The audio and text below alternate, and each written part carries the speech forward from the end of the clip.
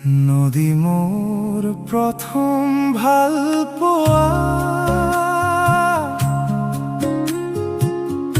আল ফুলে বুকুতে সজোৱা নদী মোৰ প্ৰথম ভাল পোৱা আল ফুলে বুকুতে সজোৱা কোৱাই নহল বহু কথা গোপনে গোপন হাজাৰ তৃষা আধৰুৱা